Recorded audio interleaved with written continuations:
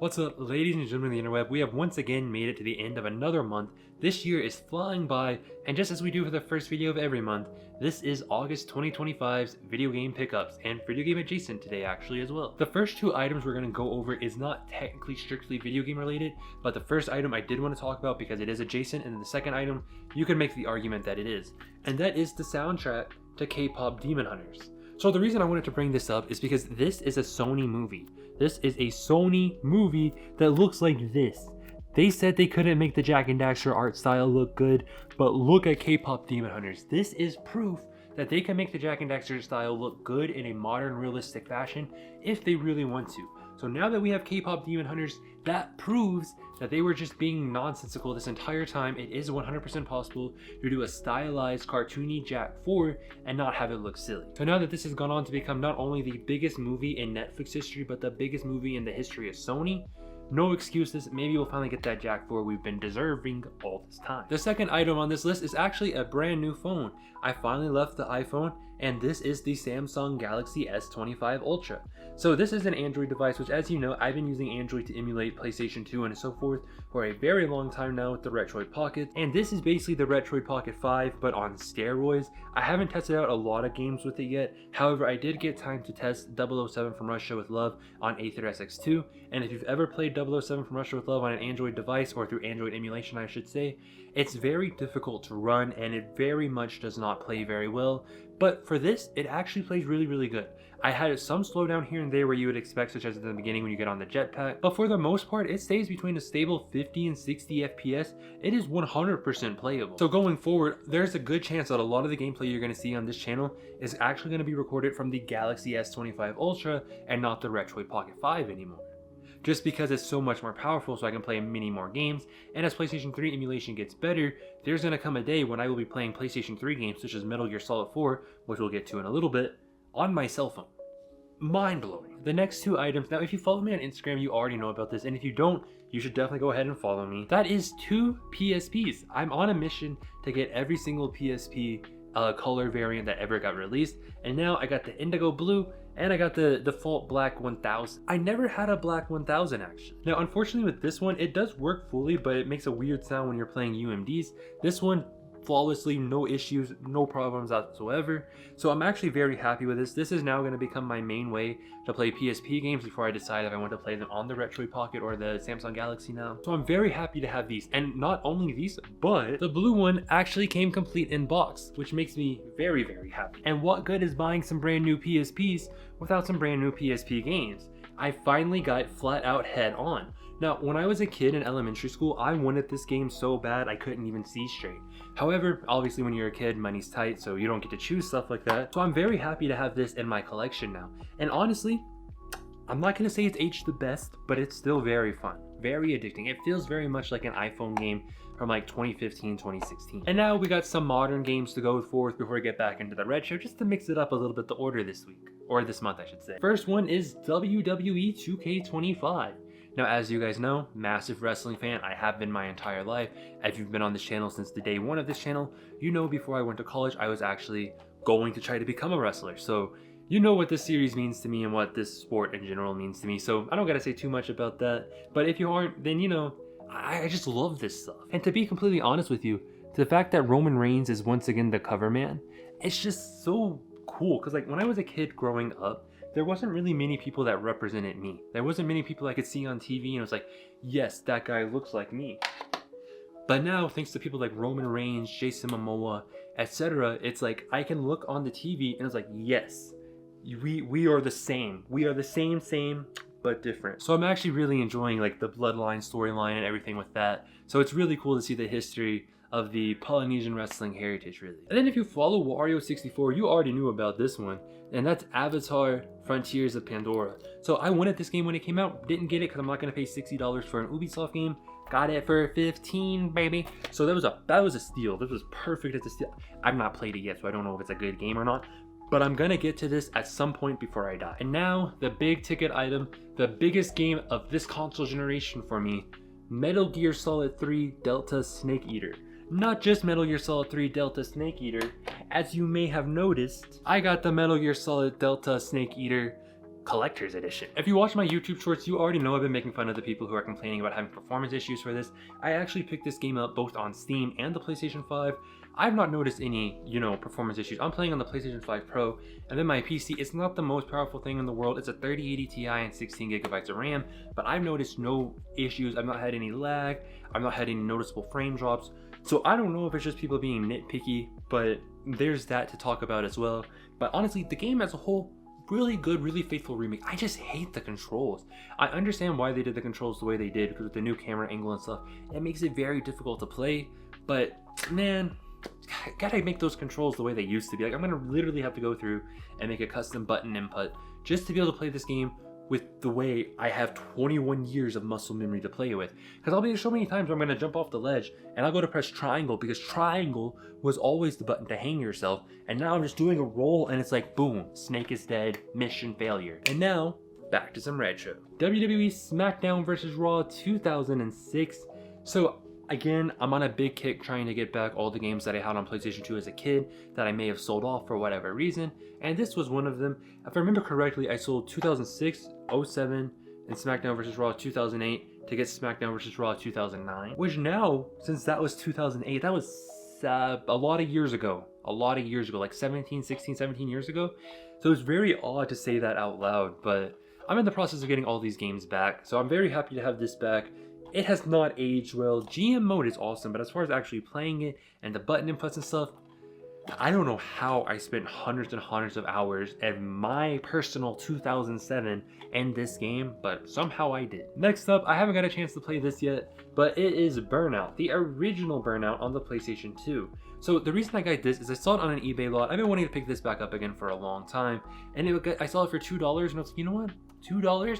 I'm gonna get that. But you know what pissed me off about it? It was $15 shipping, and I did not notice that. So technically I paid $17, not $2, but hey, I'm not complaining. It's a great game that I've never played. I've only enjoyed it through YouTube videos. So I'm very excited to get out and actually play this one. Now, I played Takedown, Legends, Revenge, but I've never played the original. So I'm definitely excited to get into that. Next up on the list, Tom Clancy's Rainbow Six 3. So if you know anything about Rainbow Six, you know the series has kind of died now. It's been, punished away into a live service game.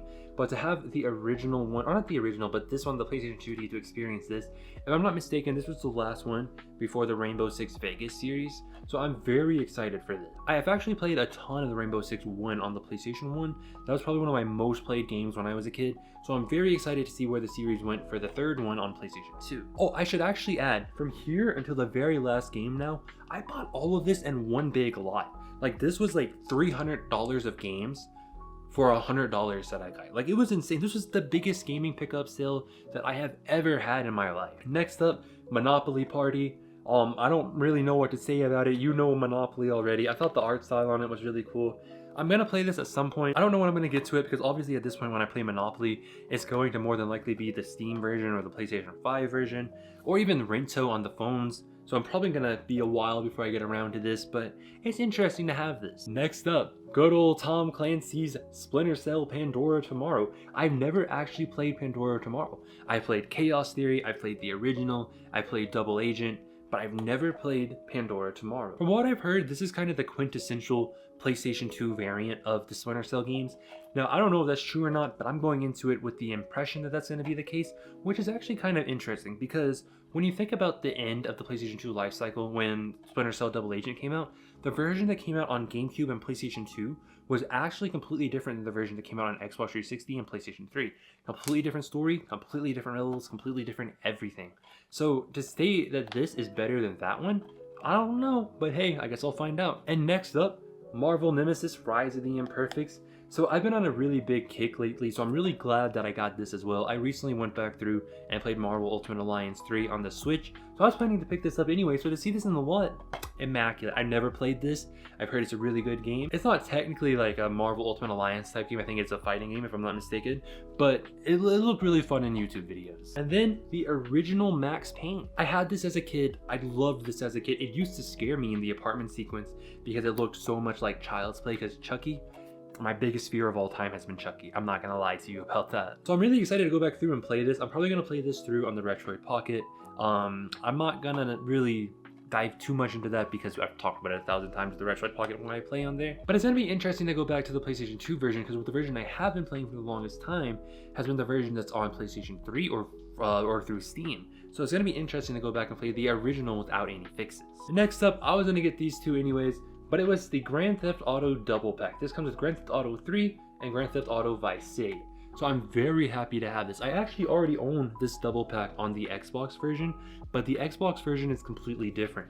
So I'm very happy to have this, and I've been wanting to get these again on PlayStation 2 for a long while, because during the Steam Summer Sale I actually picked up Grand Theft Auto the Definitive Edition. I played all the way through Grand Theft Auto 3 and Vice City, and they were great, but they weren't so I wanted to go back and play them in their original format again. So I'm very happy, very excited to be going back to playing these. I've actually already started Grand Theft Auto 3 on the Retroid Pocket. I'm enjoying it a lot, and honestly, now that I'm refreshing myself with these games, I kind of understand why people didn't like the Definitive Edition all that much. When it came back out all those years ago in 2021, 2022, whenever it was, I got it on the Xbox One, and I did play through most of Grand Theft Auto San Andreas, but I just never really input that, hey, this might be a problem. But now going back, it's like, yeah, it's kind of a problem. And speaking of San Andreas, I also got Grand Theft Auto San Andreas on the PlayStation 2 as well. I'm going to go back through this. I'm probably going to play this one on the Samsung Galaxy S25 Ultra, actually, because I feel like this would be a really good game to use this and the PlayStation Backbone controller and just truly see like how playable this game was on PlayStation 2 again, or at least on the Samsung Galaxy, because this game is notoriously hard to emulate. So I am looking forward to that. That was all of the greatest hits PlayStation 2 games that I got, and I know a lot of collectors are not into getting the greatest hits. They think that they kind of suck. And for the most part, yes, I do think they're ugly box arts, but they're also the most playable version of the game, the most stable version of the game. And I rip every single PlayStation 2 game I get from the disc onto my PC so that I can put them onto the Retroid Pocket, onto my phones, onto a less than legal PlayStation 3, and so forth, because it's just so much easier to do that than to go hunting for an ISO online. So that's why I tend to not be so, I guess, annoyed with the greatest hits, because it is the best version of the game possible. So when I go on to play them through emulation via the legal copy that I have, there's going to be a lot less problems, and it's going to be much more compatible with the emulator. But back to the pickups. Spider-Man 2 on the PlayStation 2. I've been wanting to replay this for so long. I have it on the GameCube, but it is such a hassle to emulate the GameCube or set it up and play it. So I'm very, very happy to have this now, because now I can play it on my phone, I can play it on the Retroid Pocket, my computer, the less than legal PlayStation 3. It's very nice to have this again in a physical hard format. Also, in case you haven't heard, not sponsored, but Spider-Man 1, 2, and 3 are re-entering theaters in September towards the end of the month, and I hope to see you there, because these movies deserve all the support in the world. And then next up, Marvel Ultimate Alliance 1 and 2. Now, I'm really excited to be able to play through these, because these are going to be played on the Retroid Pocket. So if you don't know, Marvel Ultimate Alliance 1 and Ultimate Alliance 2 is actually borderline unplayable. When you play them on console, they drop frames like crazy. I have the first Ultimate Alliance on the Xbox 360, which is the best premier way to play it if you're going to play it on actual hardware, but the game literally runs at 15 FPS in most battles, so it's quite unplayable. Next up, The Sims Busting Out. Now this is one of those games that I don't really have much context for. The only Sims on PlayStation 2 that I've ever played was The Sims 2, and I think maybe The Sims 1 a little bit, but I never actually owned that one. So when I go into this, it's going to be completely blind. It might be a great game, it might be a bad game, we're just going to have to find out. But it's not one of those games I ever would have bought on my own willingly. It's just because it came in the big lot of games that it was like, you know what? This is worth it. Next up, Splinter Cell Chaos Theory, which is the only game in this entire lot that I actually already have on PlayStation 2. So what I've been doing when I buy lots here and there, which hasn't been that often, but these days I'm going to start doing it more often. I'm probably going to throw this copy up on eBay. I'm not going to give a link or anything because I feel like that's scummy to do.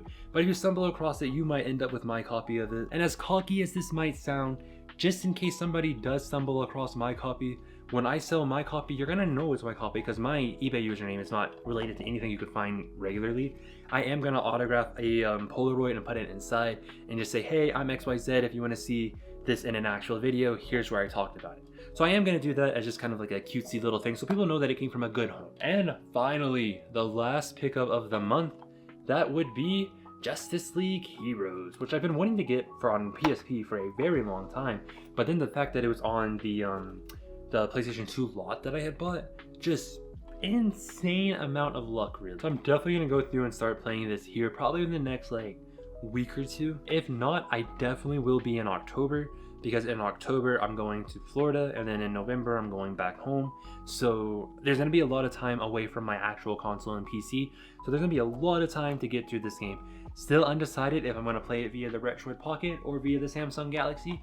Probably the Galaxy, because it's going to be a lot easier to travel with, but hey, very happy to have. And at long last, 20 minutes and 34 seconds into this recording, we have completed the August 2025 video game pickup videos for my channel. As I had just stated, I'm going back to Florida and Kentucky here in the next couple weeks. Well, I guess about a month and a half I'm going back.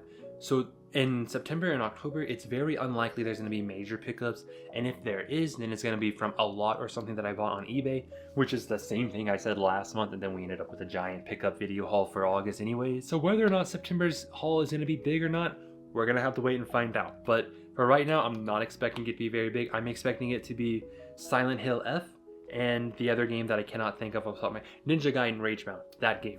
That's the only two games I'm expecting for August, or for September I should say. But with all that being said, what was your favorite pickup from my video today? And if you got pickups in August that you're proud of and want to tell me about, let me know in the comments down below. Don't forget to like, comment, subscribe, shout out to Dino. See you in the next video.